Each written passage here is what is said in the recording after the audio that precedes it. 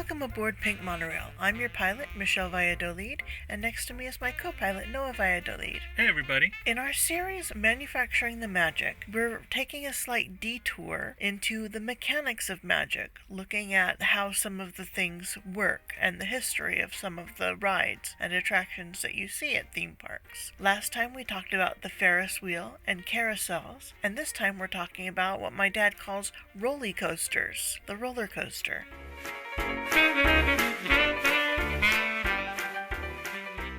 PBS.org has a nice article called A Century of Screams that takes a brief look at the history of the roller coaster. In Russia, in the 1700s, mountain workers would slide down frozen rivers to get back down. It was fast and fun, and I'm sure also happened elsewhere. But savvy Russians liked the sensation, so built massive ice hills to first slide down in blankets and then, including Catherine the Great, make carts with wheels to run up and down the hills. In the 19th century, cars ran on railroad tracks to keep from falling off Midway. Speaking of Midway, there was a Russian Hills attraction on the Midway Plaisance at the World's Columbian Exposition of 1893, not too far from the Ferris wheel. We do keep going back to the White City, don't we? It was a nexus of sorts. The term Russian mountains was used throughout Europe, but in Russia they were called Americanski Gorsky, or American mountains. The Russian mountains were built to about 70 to 80 feet tall with a 50-degree drop and were supported by wooden supports covered with ice. Catherine the Great was said to have been the first person to have a summer version with wooden carts instead of sleds in 1784. After the defeat of Napoleon, not Napoleon III who held those crazy expositions but the original Napoleon, at Waterloo, occupying Russian forces brought the attraction to France, where it was a huge hit. In July 1817, French banker Nicolas Beaujon opened the Parc Beaujon, an early European amusement park on the Champs-Élysées, not too far from where the Eiffel Tower was later built. The most popular attraction there was a takeoff on the Russian mountain called Promenades Aériennes, or aerial strolls. It was the first recorded ride to have the wheeled cars securely locked to the track and had guide rails and high speeds. A guide rail is a track or rail that directs objects, vehicles, or products through a channel, conveyor, roadway, or rail system. So previous to them, there were like regular train wheels. They were sort of just on sitting on top of the tracks, and they still had like the dips and the ups and the downs, and the cars would probably get a little bit airborne too. I think so. That's terrifying. And unsafe. We're going to take a quick break here to have a word from our sponsors. As always, we'd appreciate it if you gave our sponsors some business so that they can help pay the bills. And we're back. The carts had 3 wheels and were towed to the top of a tower, then released to ride 2 curving tracks on either side. King Louis XVIII came to see the park, but it is not recorded whether or not he rode it. He probably did. Yeah. Before long, there were 7 such rides in France. When Tivoli opened in 1845, we talked about Tivoli Gardens earlier, this new invention became something middle classes could enjoy. No one is really sure who built the first permanent loop track, but it was probably built in Paris from an English design in 1846, with a single-person wheeled sled running through a 13-foot loop. These were called centrifugal railways. In 1887, the owner of the Moulin Rouge Music Hall, Joseph Auler, built Les Montagnes Russes Belleville, the Russian mountains of Belleville, nothing having to do with the Sisters of Belleville. 200 meters, or 600 feet, in the form of a double 8, which later became 4 figure 8-shaped loops. But roller coasters have an American ancestor as well, gravity railroads. In the 1850s, a mining company in Summit Hill, Pennsylvania, made the Mount Chunk Gravity Railroad, which was used to deliver coal to Mount Chunk, now known as Jim Thorpe, Pennsylvania. It ran 8.7 miles, and cars required a brakeman. Many early roller coasters required a brakeman. By 1872, word has passed from miners to their families to the community that this was a fun ride, and they started selling gravity road rides to thrill seekers. Railway companies built similar tracks for when ridership was low. Lamarcus Adna Thompson, whom we heard about in our Coney Island episode, created a switchback railway that debuted on Coney Island in 1884. Passengers climbed to the top of a platform and rode a bench-like car down the 600-foot track up to the top of another tower, where the vehicle was switched back to the other track and loaded with different passengers. Soon, he was able to replace the switchback mechanism to an oval-shaped complete circuit. In 1885, Philip Hinkle introduced the first lift hill, a coaster staple today. He called it the Gravity Pleasure Road and opened it at Coney Island. So that's really the birth of those ones that we're used to, where everybody gets in the car and there's that slow climb to the top, the clack, clack, clack, clack, clack, that everybody's familiar with. So that started in Coney Island. Yep. Good old Coney Island. Good old Coney Island. In 1886, Thompson patented his design for a roller coaster, which included dark tunnels painted with scenery. Now, where do we see a roller coaster with tunnels? There's a few of them, but let's see. There's one at DCA. That's the one I'm talking about. Okay. Incredicoaster. Scenic railways started making appearances all over the country. One of the most prolific coaster builders was Frederick Ingersoll, no relation to the Mickey Mouse Watch Company. Ingersoll built a series of amusement parks, most of which were named Luna Park, after Luna Park at Coney Island. Experimentation continued. In 1895, Lena Beecher came up with the Flip-Flap Railway, which we've discussed before on this podcast. Several similar coasters were built. Many people got whiplash or were otherwise injured, and the loop-the-loops fell by the wayside for over half a century. John Miller developed the first under-friction roller coaster in 1919. Under-friction wheels are also called uplift or upstop wheels. They keep a train from jumping off the track under intense movement. Britannica.com says they kept roller coasters locked on their tracks. So that's even more important now that the coasters are starting to get faster, the tracks are getting longer and more complex. It's not just a series of dips. Now, if they're turning and swaying, they absolutely need to make sure that these cars don't go flying off the tracks laterally or otherwise. Exactly. The most famous roller coaster ever, even more famous than the Michael Jackson Thriller coaster, the very, very famous Michael Jackson Thriller coaster, is the Cyclone at Coney Island, Hooray! Which opened in 1929 and still operates today. The oldest operating roller coaster is the Leap the Dips at Lakemont Park in Pennsylvania. Built in 1902, it is a side-friction roller coaster. A side-friction roller coaster, wheels roll sideways along the inner portion of the track to keep the coaster under control. Edward J. Morris is the fellow who came up with that. The Great Depression ended the heyday of the Woody, or wooden roller coaster, and few new ones were built over the next 50 years. This all changed in 1972, when the Racer opened at Kings Island in Ohio.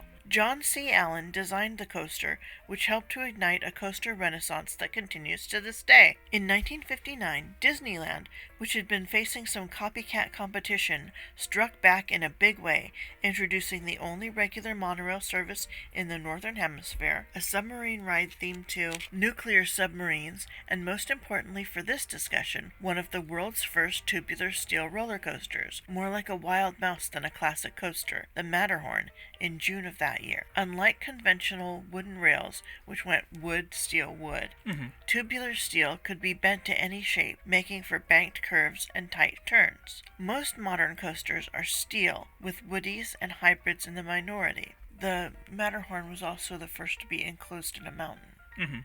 And didn't that whole project start off because they had a huge dirt pile because of the construction? Holiday Hill.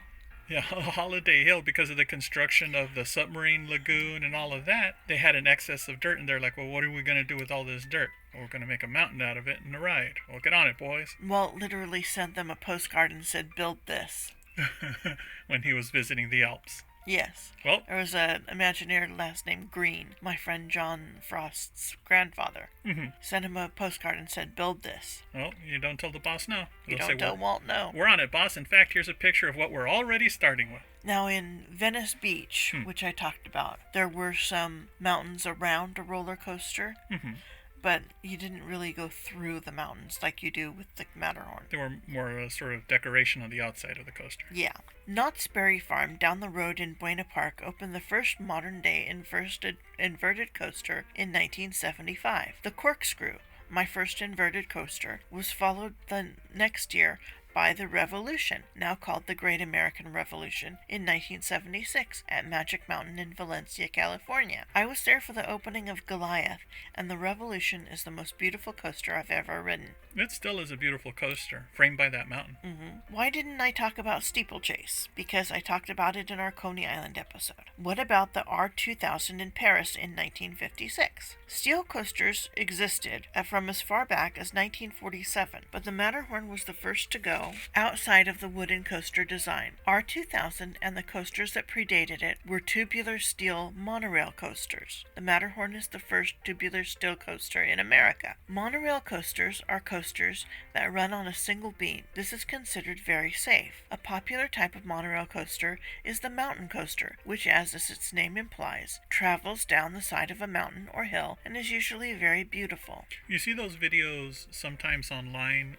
People post TikToks and on Vine and all those social media pages where they're like single cars, and you have a brake in front of you, so you go as fast as you want or as slow as you want depending on how hard you pull the brake. Right. And a lot of ski resorts use those in the off season so that they can still have business. So they actually take the ski lift to the top of the hill, and they get on those little toboggans, and I suppose those rails are buried under snow on the later half of the year. But they look like tremendous fun if you're not scared of going downhill very fast. Not scared of going down a hill. Yeah, I'd like to try one of those. The first fully enclosed roller coaster was Fire in the Hole at Silver Dollar City in Branson, Missouri in 1972. Space Mountain followed in 1975. The first flywheel launch roller coaster was Montezuma's Revenge at Knott's Berry Farm in 1978. In 1979, the Beast opened at Kings Island in Ohio. It opened as the tallest, fastest, and longest roller coaster on Earth and is still the longest woody. In 1981, Kings Island debuted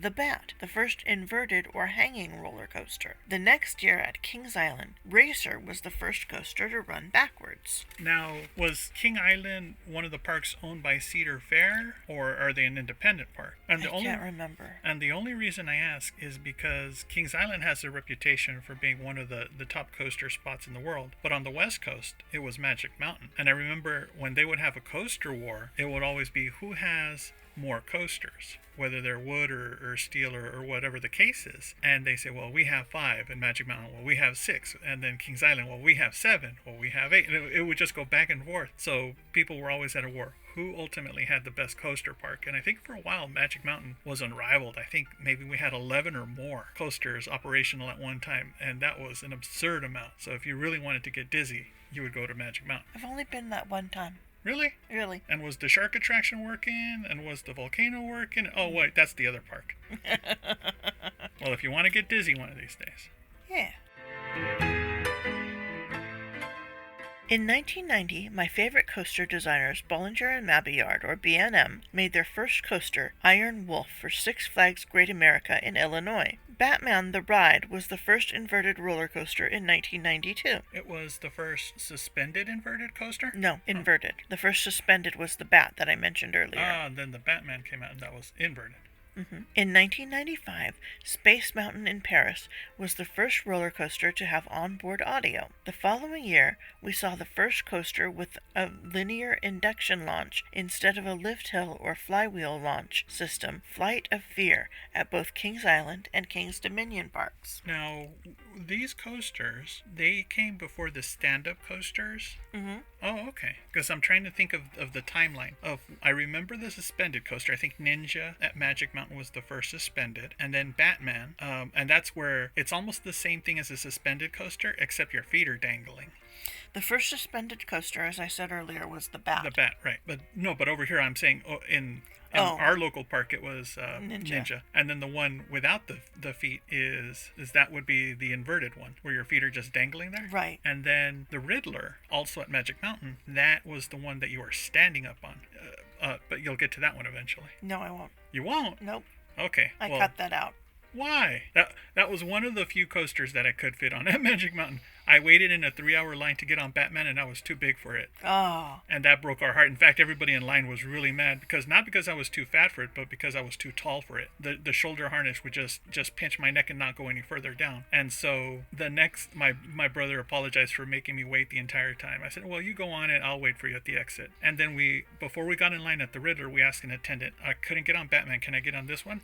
And he said, yes, the seat actually adjusts so you would bend your knees a little and the shoulder harness will go down. And I said, okay. Then I waited for that one. That was a wonderful ride. Anyhow, sorry to interrupt. No, that's good. In 2000, Son of Beast debuted, a Woody with a vertical loop. After an accident, the loop was removed. In 2002, Six Flags Magic Mountain's X2 became the first spinning coaster. In 2013, they finally got a Woody with inversions right. Outlaw Run at Silver Dollar City in Branson, Missouri had 3 inversions. And that's a Woody with inversions? A Woody with inversions. Holy smokes. It took them that long to get it right. Now for X2, if you're not familiar, when you talk about spinning coasters, this is not a teacup on rails. This is where people are sort of side by side, similar to like a steeplechase coaster, except if you were to spin around, it would be sort of head over heels instead of spinning in circles like a teacup. I believe that was the X2 design. Mm-hmm. So just the listeners, if you've never been on or seen these types of coasters, I'm just trying to describe the sensation. Either way, it's sort of like falling and doing backflips in the air.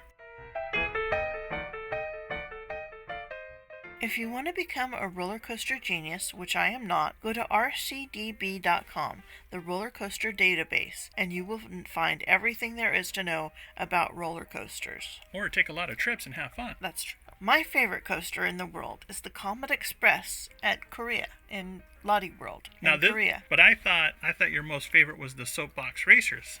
That's not a roller coaster. It's a wild mouse. Doesn't count. It's not a wild mouse. It's not a coaster. Not at all? I don't think so. Well, what is it then if it's not a wild mouse and it's not a coaster? It's a ride. It's just a ride. Yeah. It's on rails. It is. It's on tracks. It is. You're in a toboggan. You are.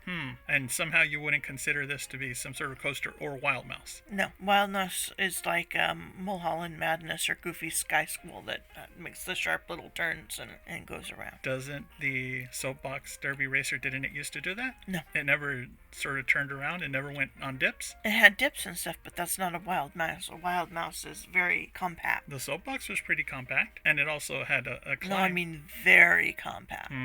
I think you're splitting hairs. Anyhow, so tell us about this awesome coaster. Okay. Imagined a teacup on Space Mountain, underground, with the art direction by Ed Big Daddy Roth. That's the guy that created Ratfink and all those monsters that you might remember from the 60s and 70s. Right. Now, in addition to how awesome the art direction, the ride was, the technology that they used. I was there during a hurricane or a typhoon. A hurricane, but you didn't know it, or you didn't feel it. I knew it. Now, why didn't... I went anyway. It was the only day I could go. Now, why didn't you and all of the other guests that were at the park even feel this? Because Latte World is an indoor. The Comet Express is in the outdoor section. It's on the outdoor section? Yeah, there's an indoor section and then there's an outdoor section with a castle. Holy smokes. And there's a Snow White walkthrough. So Latte World is one of the big parks in South Korea. Yeah, it's in Seoul. And it's a giant indoor park, except for these certain areas. Yeah, the indoor coaster is really good too. I can't remember what it's called. Now, there is video on YouTube that you can look up for the Comet Express. There is VOD videos. All you have to do is type in Comet Express to Google and the POV comes up. Anybody that's seen this coaster in action can tell you it's pretty wild. I can't think of any coaster in the U.S. that is even close to the sort of hilarity and zaniness that this one has. It's an Intamin coaster. Now they make good coasters and donuts. Doesn't Entenmann make donuts? No, that's Eintenmann. Oh, sorry to interrupt. Well, that's a very brief history of the roller coaster. Next time on the Pink Monorail podcast Manufacturing the Magic series, we'll continue with the mechanics of magic and look at the history of dark rides. Now that's the good stuff. The roller coasters were great, the carousels and the Ferris wheels were very fun, but the dark rides really are the bread and butter of the theme parks. No pressure. No pressure here. Well, thank you everybody for joining us on this episode. Now, Shelly, if they'd like to support this podcast, where can they go? They can go to patreon.com/PMM patreon.com/fab, F-A-B. And thanks to our patrons, John and Roger, who are our most recent ones. But if you'd like to join, also if you'd like to ask us a question, you can always reach us on Patreon. Shelley, where else can people go if they want to find out more of your writing? micechat.com, the happiest place in cyberspace. So, if you want to find out more of my stories, I write mostly on video games and fighting games specifically. You can find me on the Street Writer Podcast. That's WRITER, Street Writer Podcast.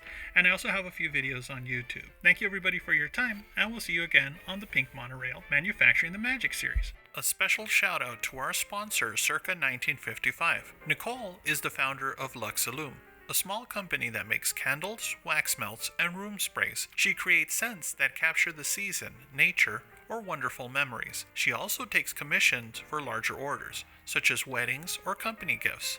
It turns out that Nicole is also a huge Disney fan and has a line called Circa 1955. She creates scents inspired by all things Disney. This includes the parks, attractions, treats, and films. She creates each formula and batch of candles herself. For every one scent she's released, she's probably made over 200 trials just to get the smell right. Don't take my word for it. Go to circa1955.com, order a candle, and use promo code PINK15.